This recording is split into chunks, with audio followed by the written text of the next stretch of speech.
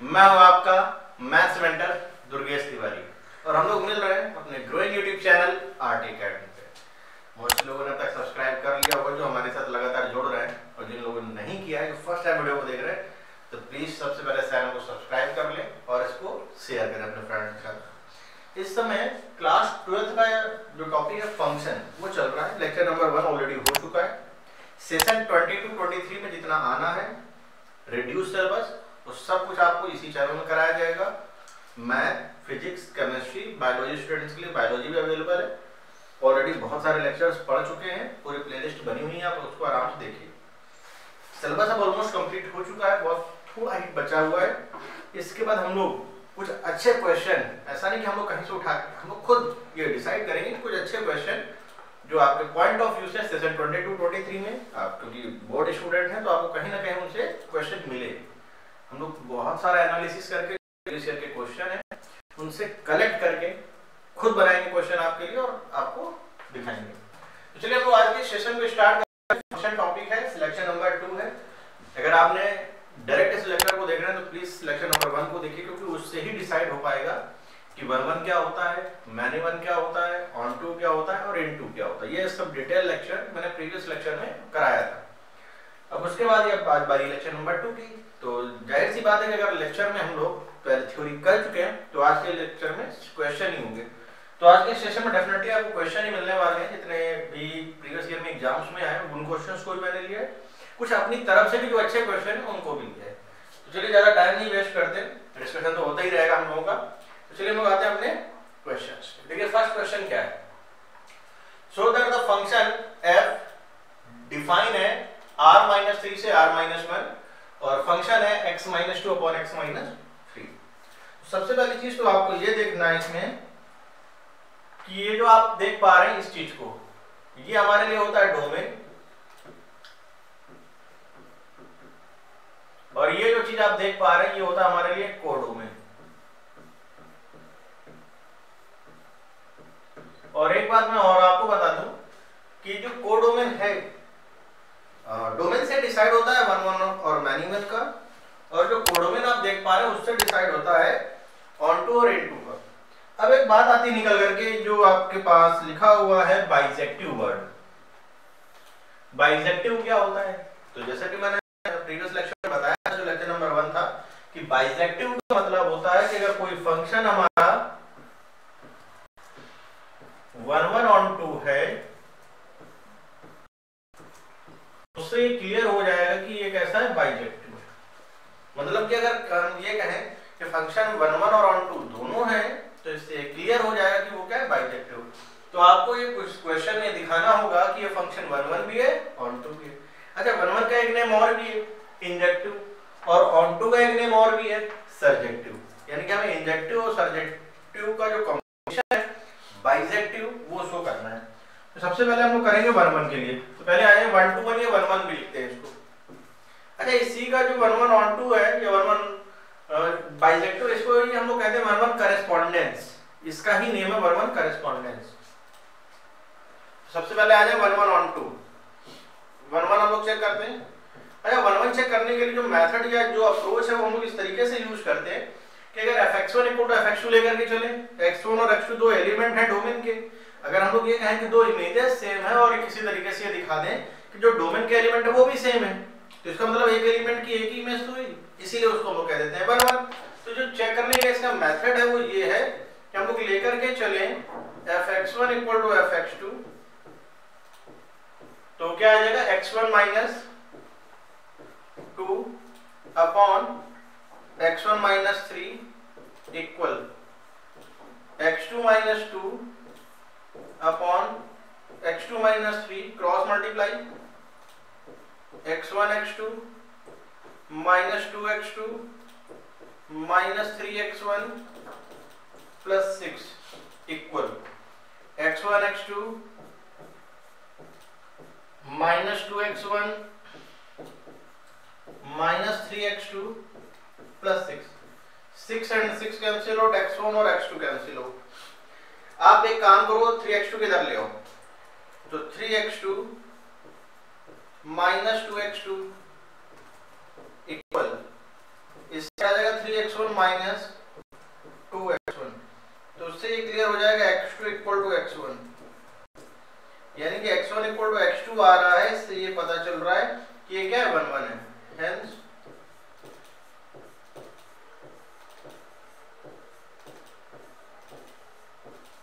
यानी कि एक एलिमेंट की एक इमेज है, तो अगर एक एलिमेंट की एक इमेज है तो इसी को ही हम लोग तो 1 1 कहते हैं। हाँ, अगर ऐसा हो जाए कि f(x1) और f(x2) लेकर के चले और x1 x2 नहीं आ रहा है, तो इससे क्लियर हो जाता है कि ये मैनी वन है।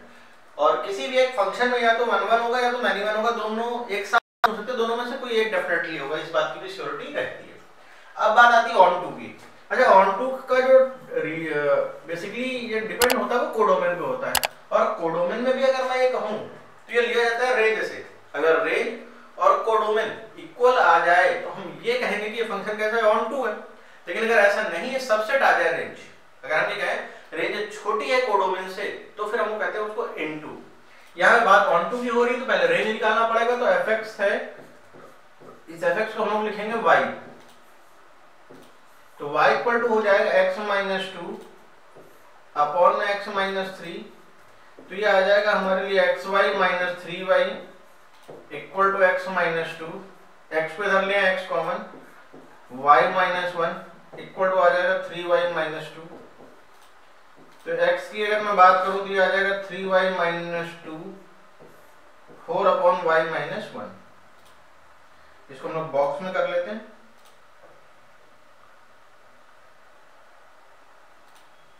ये अपने बड़े काम की चीज है।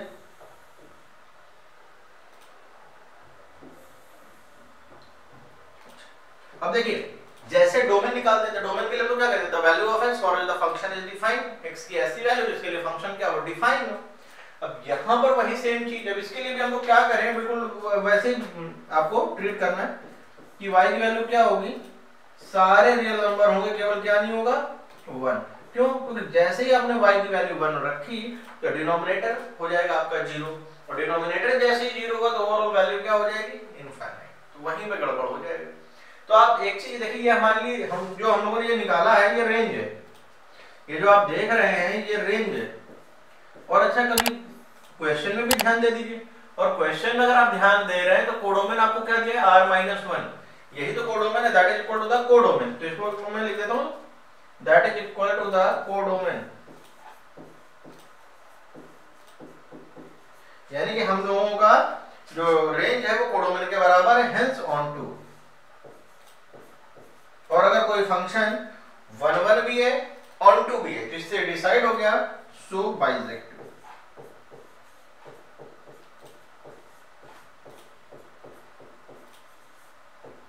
इससे क्लियर हो गया कि कैसा है, बाइजेक्टिव है। तो मेरे ख्याल से क्वेश्चन जितना मैंने डिटेल में बताया है आपको आ गया होगा, बहुत अच्छे से आ गया होगा। इनवर्स ऑफ फंक्शन एक टॉपिक होता है, इसके जस्ट थोड़ा सा आगे बढ़ना होता है और इनवर्स भी निकल आता है। तो आज के लिए हम लोग इस क्वेश्चन को देख लीजिए, बाकी हम लोग आते हैं नेक्स्ट क्वेश्चन। देखिए क्वेश्चन ये है, मैंने कुछ इस तरीके से भी कंसीडर किया क्वेश्चन को। Let a 1, 2 find all 1 to 1 function from a to a। ये जो आप ये देख पा रहे हैं कैपिटल हो गया, a to a। a से a में कितने फंक्शन बनेंगे? एक चीज बताओ, 1 1 फंक्शन की अगर मैं बात करूं तो 1 1 फंक्शन के हिसाब से क्या होता है, 1 1 फंक्शन के अकॉर्डिंग ये होता है कि एक एलिमेंट की एक इमेज, तो यहाँ पर आपको एरो डायग्राम का यूज करना पड़ेगा। तो जैसे मैंने कहा कि एक सेट ये है और एक सेट हमारा ये है, ये भी है 1 2 1 2। अच्छा, यहाँ पर आपको केसेस बनाने हैं। एक एलिमेंट की एक इमेज है तो आप ये कर सकते हैं कि ये इमेज इस तरीके से चली जाए, इस तरीके, यानी कि f(1) आपका क्या हो जाए, 1 हो जाए, और f(2) आपका क्या हो जाए, 2 हो जाए। तो इससे मतलब यही होगा कि एक एलिमेंट की एक इमेज। तो अगर मैं इसको अच्छे से लिखना चाहूं तो क्या मैं इसको ऐसे लिख सकता हूं, 1 की इमेज 1 है और 2 की इमेज 2 है। तो एक फंक्शन तो आप ये बना सकते हैं इस तरीके से। अच्छा, क्या एक और भी बन सकता है? बिल्कुल बन सकता है। ये सेट A है हमारा और ये सेट B है हमारा। यहां पर लिखा है 1 2, यहां पर भी लिखा है 1 2। अच्छा देखो, 1 2 1 2 दोनों जगह है, तो हम लोग क्या करेंगे इसमें देखिएगा ध्यान से। मैंने कह दिया इस बार कि 1 की इमेज आपकी 2 है और 2 की इमेज आपकी क्या है 1, यानी कि f1 है हमारा 2 और f2 क्या है हमारा 1 है। तो इसको एक नया फंक्शन हम लोग लेते हैं, मान लीजिए g। तो 1 की इमेज है 2 और 2 की इमेज क्या है 1, यानी कि इस वाले केस में 1 की इमेज 1 थी, 2 की इमेज 2, और इस वाले केस में 1 की इमेज 2 और 2 की, यानी कि इस तरीके से कितने फंक्शन बनाए जा सकते हैं, 2 फंक्शन बनाए जा सकते हैं। तो एक फंक्शन आप ये बना सकते हैं और एक फंक्शन ये, यानी कि 1 to 1 की अगर मैं बात करूं यहाँ पे कितने फंक्शन बनाए जा सकते हैं 2 फंक्शन। अगर आपसे कोई फॉर्मूला पूछे, ये भी तो बात है, तो जितने देखिए 1 to 1 के लिए एक सबसे स्पेशल केस ये होता है, आप ये समझिए, जैसे मैं फॉर्मूला बता रहा हूँ यहाँ दिखेगा, जैसे मान लो कि एक सेट ए है और एक ये सेट बी है, एक एलिमेंट से 2 इमेजेस को जा नहीं सकती, पहली चीज ये, यहाँ का हर एक एलिमेंट तो इन्वॉल्व होना ही चाहिए, पहली चीज ये भी है। अब यहां से आपको एलिमेंट बनाना तो डेफिनेटली इस साइड के जो एलिमेंट हैं वो ज्यादा ही होने चाहिए। जैसे मैंने कहा इसमें n एलिमेंट्स हैं, मैं आपको फॉर्मूला पर डिराइव कर रहा हूं, और यहां पर m एलिमेंट्स हैं। तो सबसे पहली चीज इंपॉर्टेंट बात यह कि जो n है वो m से तो छोटा होना ही चाहिए। हाँ इक्वल है तो भी चलेगा, इक्वल है चलेगा, लेकिन ये इधर के जो एलिमेंट है वो छोटे नहीं होने चाहिए। जैसे ही छोटे हो जाएंगे तो नंबर ऑफ वन फंक्शन 0। अगर इक्वल है तब आपको देखना है। अब देखिए जब इक्वल है तो आप क्या करोगे, उस केस में हो जाएगा, मान लीजिए सेम है तो n फैक्टोरियल।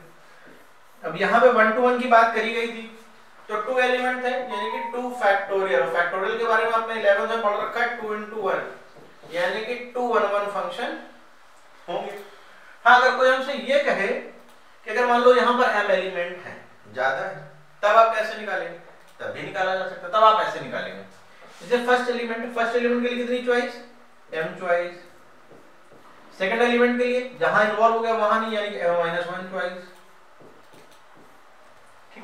या आपको अगर मैं सिंपल लैंग्वेज में बताऊं परम्यूटेशन कॉम्बिनेशन की हेल्प से, तो आप ये समझिए m एलिमेंट में से n एलिमेंट का सिलेक्शन करना है, यानी कि हो जाएगा m c n, बस इतना हो करना है आपको। तो मेरे ख्याल से आपको ये चीजें डिटेल में समझ में आ गई हैं कि हम लोग 1 फंक्शन का डिसाइड कैसे करते हैं। चलिए अब आते हैं नेक्स्ट क्वेश्चन में। एक फंक्शन है f जो कि r to r में डिफाइन है हमारा, और कहा गया है कि जो fx है वो है ax plus b। a और b रियल नंबर है, तो हमको दिखाना है कि बाइजेक्टिव है। अच्छा बाइजेक्टिव की बात अगर कर रहे हैं तो बाइजेक्टिव तो फिर से वही चीज आ गई।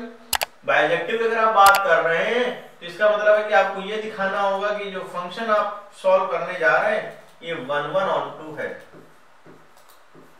यानी कि अगर आपने 1 1 on 2 डिसाइड कर दिया, ये शो कर दिया किसी तरीके से कि ये फंक्शन 1 1 भी है और on 2 है, तो ये क्लियर हो जाएगा कि ये बाइजेक्टिव फंक्शन है। तो चलिए देखिए इसको ट्राई कर लेते हैं। जैसे fx है ax plus b, देखिए 1 1 के लिए तो एक ही मेथड है जो मैं बार बार बता रहा हूं। सबसे पहला काम आप fx1 इक्वल टू fx2 लेकर के चले। जब आप fx1 और fx2 लेकर के चलेंगे और अगर आपने ये डिसाइड कर दिया किसी भी तरीके से कि x1 और x2 इक्वल है, तो इससे ये क्लियर हो जाएगा कि ये फंक्शन कैसा है 1 1 है। अब देखिए जब fx हमारा ax plus b है तो fx1 की बात करें तो ये हो जाएगा a x1 plus b, और ये हो जाएगा a x2 plus b। b से भी हमारा कैंसिल, यानी कि ax1 इक्वल टू ax2, तो x1 और x2 क्या हो जाएगा, इक्वल हो जाएगा। x1 और x2 क्या हो जाएगा, इक्वल। x1 और x2 इक्वल है तो इससे क्लियर हो जाएगा 1 1 हैंस 1 1। अच्छा अब आगे इसी में बात करते हैं हम लोग ऑन टू के लिए। तो ऑन टू के लिए देखिए क्या होगा,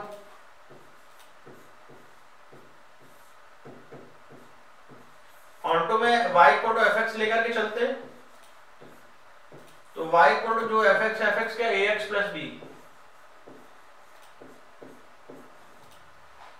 ठीक है, y इक्वल क्या ax plus b। तो आप क्या करें इसमें y इक्वल टू आप x की वैल्यू y के टर्म में निकालना होता तो आप इसमें एक काम ये करिए, y minus B equal to ax लिखिए।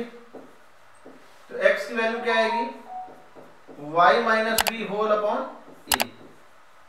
अब अगर आप इसको डोमेन की तरीके से ट्रीट करें तो y बिलोंग्स टू क्या हो जाएगा, ऑल रियल नंबर। वैसे एक तरीका और भी होता है जनरली जो लोग यूज करते हैं, डेफिनेशन क्या कहा जाता है, अगर कोई भी एक ऐसा एलिमेंट मिल जाए जो कोडोन के मतलब कि हमें दिखाना होता है कि y में कोई भी ऐसा एलिमेंट नहीं है जो x से एग्जिस्ट ना कर रहा हो, या आप ऐसा भी बोल सकते हैं for every value of y there exist at least one x। मैं इस स्टेटमेंट को लिख देता हूं, for every value of y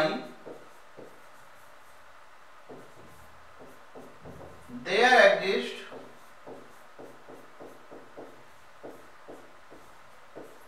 at least one x। मतलब y की हर एक वैल्यू के लिए कम से कम एक x तो आएगा ही आएगा। तो अगर x के कम से कम एक x मिल रहा है तो इसका मतलब ये है कि ये फंक्शन कैसा है, ऑन टू है। तो इसको सॉल्व करने के लिए बहुत से लोग जनरली इस मेथड का यूज करते हैं कि आपको fx दिया गया है ax प्लस b, तो आप x की जो वैल्यू आप देख पा रहे हैं x की वो लिखेंगे y minus a upon y minus b upon a, और फंक्शन है क्या ax प्लस b। तो ये जो x आप देख रहे हैं ना, इस x की जगह इसको पुट कर देना है, a into y minus b upon a plus b।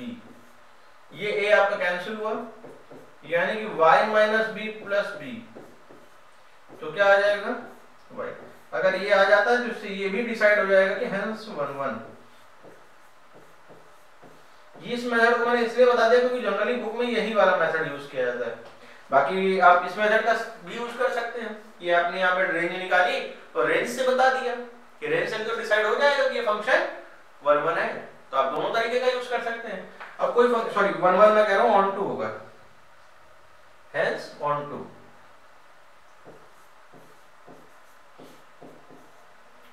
एक बात और, इससे ये क्लियर हो गया कि फंक्शन कैसा हो गया, बाइजेक्टिव। मतलब अगर कोई फंक्शन 1 1 भी है, ऑन टू भी है, तो इससे ये डिसाइड हो जाएगा कि वो कैसा है, बाइजेक्टिव है। तो आते हैं हम लोग अपने नेक्स्ट क्वेश्चन पे। ये देखिए इसके लिए तो मैं एक चीज कई सारी बातें बताऊंगा आपको, ग्राफ भी बताऊंगा, बहुत स्पेशल क्वेश्चन में आता है ये। हमसे कहा गया कि function f(x) equal to cos x, ये r से r में डिफाइन है, ठीक, और बताना है, ये हमें शो करना है कि ये ना तो 1 1 है ना ही ऑन टू। अच्छा 1 1 का मतलब कैसे है, 1 1 का से आप इस बात पे ध्यान दीजिए कि अगर हम बात करें cos थीटा की, तो cos 0 की वैल्यू भी क्या होती है 1, और cos 360 डिग्री की वैल्यू भी क्या है 1, cos 270 डिग्री की भी वैल्यू क्या है 1।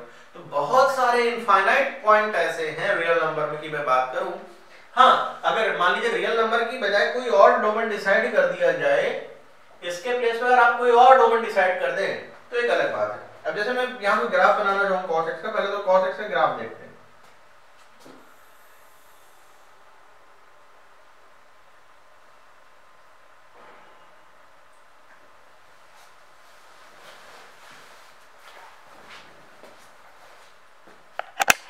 रिमूव कर देते हैं।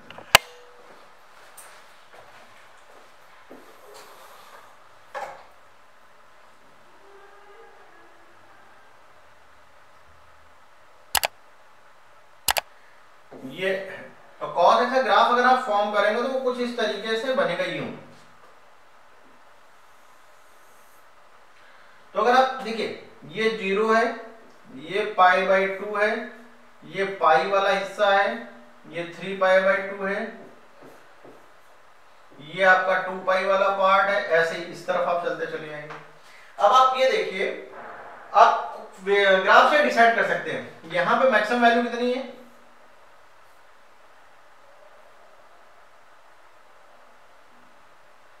आप ये देखिए मैक्सिमम वैल्यू कितनी है +1। अच्छा मिनिमम वैल्यू क्या है -1। इस केस में जो रेंज आप देख पा रहे हैं ग्राफ की वजह से वो है -1 से +1। और आपको ये भी पता होगा कि हम लोगों को क्लास 10 से जी सिखाई जाती है 9-10 से कि जो ट्रिग्नोमेट्री है उसमें cos x की जो मैक्सिमम वैल्यू होती है वो होती है 1 और मिनिमम -1। अच्छा ऐसा क्यों होता है? क्योंकि पीरियोडिक होते हैं, जितना ऊपर जाएंगे अप एंड डाउन चलता है, बिल्कुल इसी वजह से। और यहाँ पर अगर आप देखें तो जो कोडोमेन है वो क्या दिया गया है? Real number. तो डेफिनेटली -1 से 1 क्या है? सबसेट ही तो होगा। तो अगर सबसेट है तो इससे ये डिसाइड हो गया कि फंक्शन कैसा है? इनटू है, यानी कि ऑन टू नहीं है। अच्छा 1 का डिसाइड कैसे होगा? आप ग्राफ से भी देख सकते हैं। अच्छा इसको हम लोग बोलते हैं 1 के लिए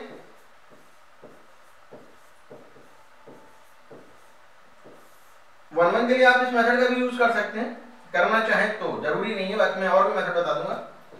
इसके लिए हम लोग यूज कर लेते हैं horizontal line test.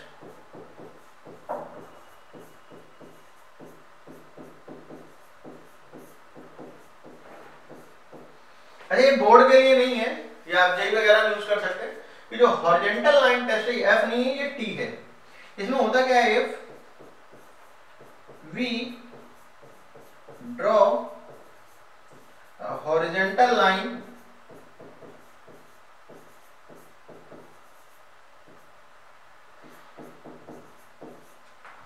and it cut graph at only one point,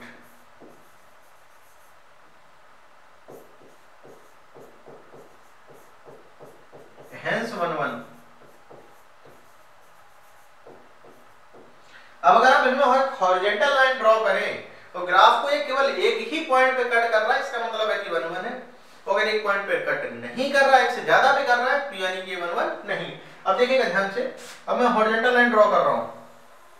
graph को कितनी जगह, अभी केवल हम लोगों ने बहुत छोटा सा जब हिस्सा बनाया तभी बहुत सी जगह कट कर दिए, यानी कि 1 1 नहीं है। हाँ इसको सॉल्व कैसे करेंगे? तो ये तो डिसाइड मैंने आपको ग्राफ की हेल्प से बता दिया कि ना तो ये 1 1 है ना ही 1 2। सॉल्व कैसे करेंगे? अब 1 1 के लिए देखिए आप क्या करोगे, आप इसको इस तरीके से करेंगे। आप लेकर के चले f की fx1 = fx2 है, तो cos of x1 = cos of x2। तो आप इसको ऐसे लिख सकते हैं, x1 = 2n पाई ± x2। जहां पर n क्या है? नेचुरल नंबर, यानी कि बहुत सारी ऐसी वैल्यूज है जहां पर x1 और x2 क्या है? सेम। बहुत सारी, एक नहीं बहुत सारी। वही मेरे को एग्जांपल ही बताया, 0 डिग्री, 360, 720, ऐसे एक ही नहीं एंगल, बहुत सारे एंगल है। यानी कि आप इसको बोलेंगे not a 1 1।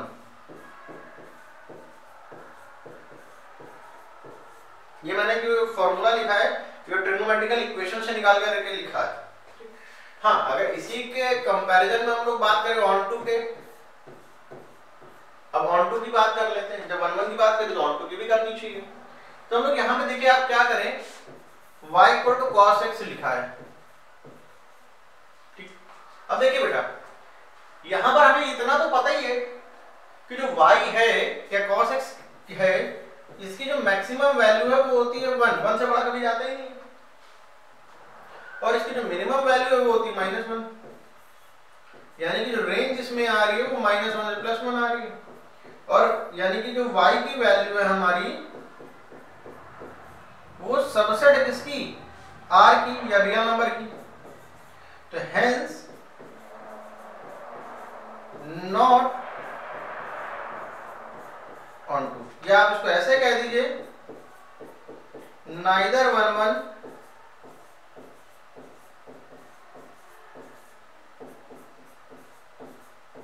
Nor on to. ना ही ये 1 1 है ना ही ये ऑन टू, ना 1 1 है ना ऑन टू है। इससे डिसाइड हो गया। ग्राफ से तो मैंने स्टार्टिंग में ही बता दिया था, ग्राफ से तो बहुत ज्यादा इजी था। चलिए हम लोग आते हैं नेक्स्ट क्वेश्चन पे। अच्छा जो नेक्स्ट क्वेश्चन आप देख रहे हैं थोड़ा सा स्पेशल है। ये जो आप पार्ट देख पा रहे हैं, इस हिस्से को थोड़ा सा मैं हाईलाइट कर देता हूं इसको। ये यहां पर है GIF, और GIF का मतलब ये होता है ग्रेटेस्ट इंटीजर फंक्शन।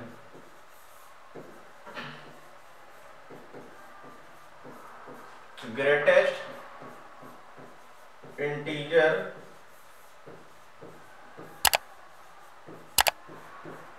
फंक्शन। तो बहुत से लोगों को अब यही नहीं पता होगा ग्रेटेस्ट इंटीजर फंक्शन क्या होता है। तो पहले तो हम लोग ग्रेटेस्ट इंटीजर फंक्शन के बारे में थोड़ा सा सीख लेते हैं, जब वो सीख जाएंगे तो फिर आगे का पार्ट करेंगे। तो पहले जीआईएफ के बारे में सीख लेते हैं। जैसे ग्रेटेस्ट इंटीजर फंक्शन हमारा क्या है, जो ग्रेटेस्ट इंटीजर ऑफ एक्स है वो या तो एक्स से छोटा होगा या एक्स के बराबर होगा, ठीक। और डेफिनेटली इस बात की श्योरिटी होती है कि एक्स माइनस 1 से बड़ा जरूर होगा, ये तय है। हाँ, ये इसके इक्वल तो तब होता है जब वो इंटीजर होगा। एक बात और, मैं इसको आपको न्यूमेरिक वैल्यू के हिसाब से बता देता हूँ। जैसे 1.9 लिखा है तो माइनस इनफाइनाइट से 1.9 तक आने में जो सबसे बड़ा इंटीजर मिलेगा वही ग्रेटेस्ट इंटीजर है, यानी कि इसकी वैल्यू आएगी 1। इवन अगर मैं इसको ऐसे भी लिख दूं, यहाँ पे अप्रोक्सीमेशन जैसी कोई चीज नहीं, इसकी वैल्यू भी 1 ही होगी। तो मेरे ख्याल से आप ये समझ गए ग्रेटेस्ट इंटीजर क्या होता है। अब जैसे कि मुझे क्वेश्चन गिवन है fx equal to x minus greatest integer of x। अच्छा, मैंने स्टार्टिंग में ही एक बात ये कही थी, जैसे 1 1 और many 1 है, ये किस पे डिपेंड होते हैं, डोमेन पे। डोमेन यहाँ पे क्वेश्चन में क्या दिया गया है, रियल नंबर। और मैंने एक बात और कही थी कि जो ऑन टू और इन टू है ये किस पे डिपेंड होते हैं, ये डिपेंड होते हैं आपके कोडोमेन पे। कोडोमेन भी रियल नंबर है, ठीक। अब जैसे मैं बात कर रहा हूँ 1 1 की,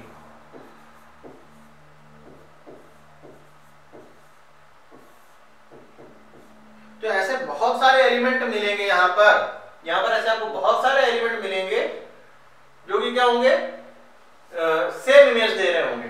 अगर आप इसमें ऑब्जर्व करें बहुत सारे एलिमेंट ऐसे हैं। जैसे मैं बात करूं 2.1 की, सेम इमेज में 1.1, मैं एक एग्जांपल के थ्रू करता हूं। जैसे मैं कह रहा हूं कि 1.1 की वैल्यू आप निकालिए, जो क्या मिलेगी।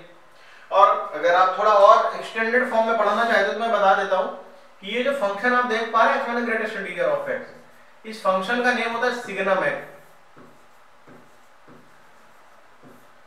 Signum function x minus greatest integer of x, और इसका सिंबल कुछ इस तरीके से होता है, signum of x, curly bracket जो हम लोग बनाते हैं नॉर्मली। बट यहाँ पर अलग चीज थी इसलिए मैंने इसको इस तरीके से लिखा है। अब जैसे 1.1 की वैल्यू है तो 1.1 माइनस ग्रेटेस्ट इंटीजर ऑफ 1.1 क्या है, 1.1 माइनस का 1, वैल्यू क्या आई 0.1। जरा इसी तरीके से बेटा f ऑफ 2.1 की निकालिए, तो 2.1 minus 2.1,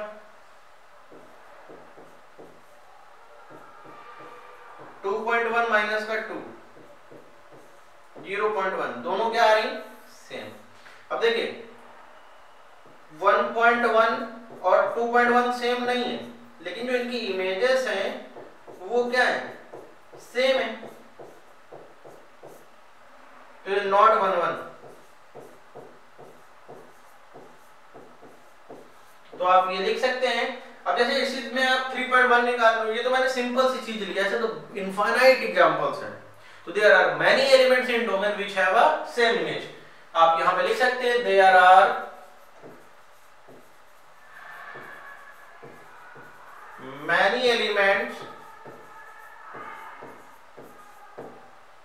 in domain which have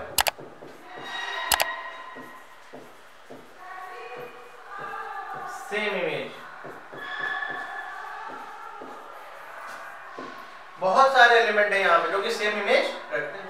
तो अगर सेम इमेज रखते हैं तो इससे डिसाइड हो जाएगा कि ये क्या है, 1 1 नहीं।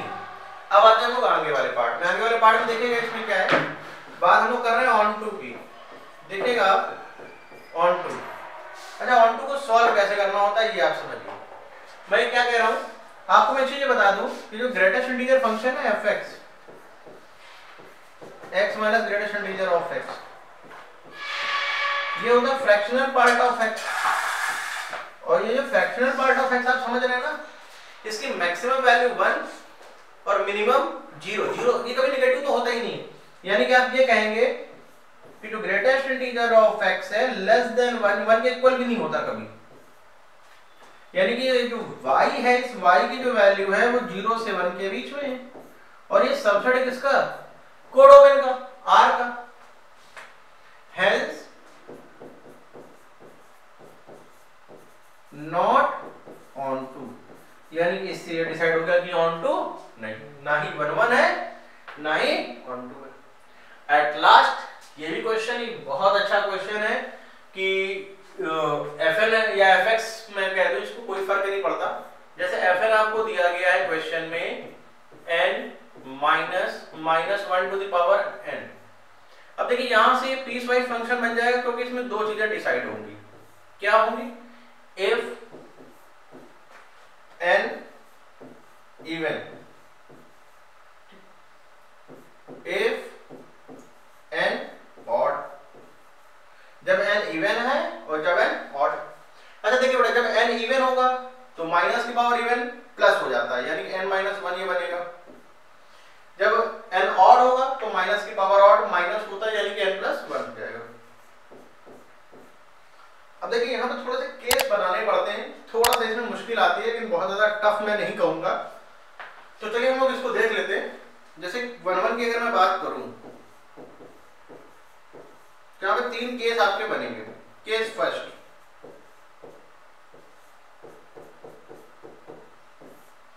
इफ n1, n2 इवन, दोनों इवन है, तो fn1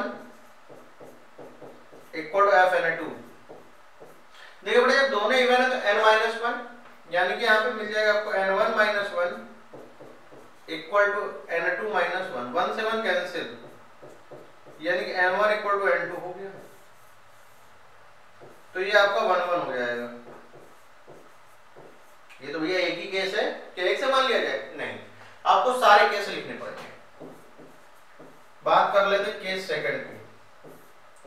if n1, n2 both odd, जब दोनों ऑड है तब क्या आएगा?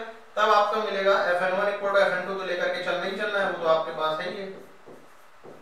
यानी कि आप ये कहेंगे n1 plus 1 equal n2 plus 1, तो n1 इक्वल टू n2 आ गया इससे। तो इससे भी क्लियर हो गया कि ये क्या है? 1 1 है। केस थर्ड,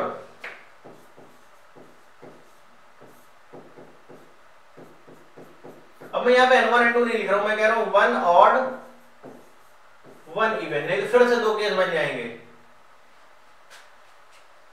चलिए लिख ही देते हैं। मैंने मान लिया कि जो n1 है वो ऑड है, n2 आपका इवन है, ठीक। अच्छा एक चीज ये बताओ, जब n1 और n2 खुद ही नहीं इक्वल है तो उनकी इमेजेस भी अलग अलग हो जाए। बस बात हमारी इतनी है, अगर ये भी ऐसा पॉसिबल है तो फिर क्लियर हो जाएगा कि ये 1 1 है। अब देखो इवन और ऑड तो खुद ही इक्वल नहीं होते, तो क्या इनकी इमेजेस सेम होंगी? देखो पहले ही डिसाइड है कि n1 और n2 सेम नहीं है। जब n1 n2 सेम नहीं है तो क्या इनकी इमेजेस सेम होंगी? जरा चेक कर लो, अलग अलग निकाल लेते हैं, अब इक्वल मतलब नहीं लिख रहे हम लोग। देखिए n1 ऑड है तो ऑड की हेल्प से आएगा, यानी कि n1 प्लस 1, और इससे आएगा n2 minus 1।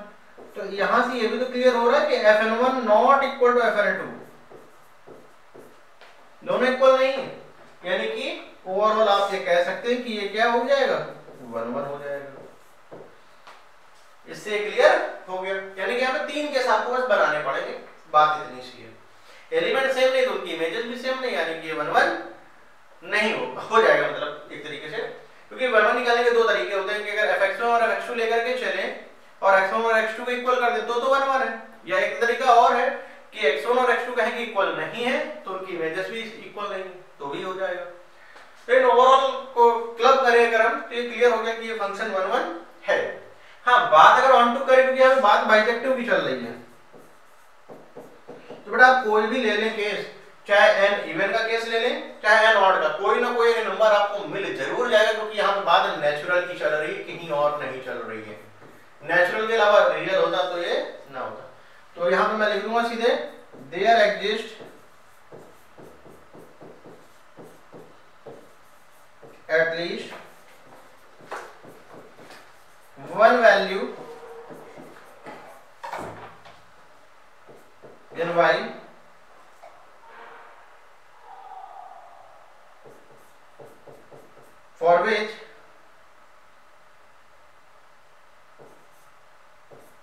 for which there is at least one value in x.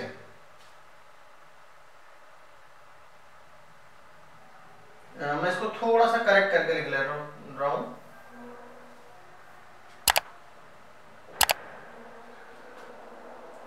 At least one value in x which is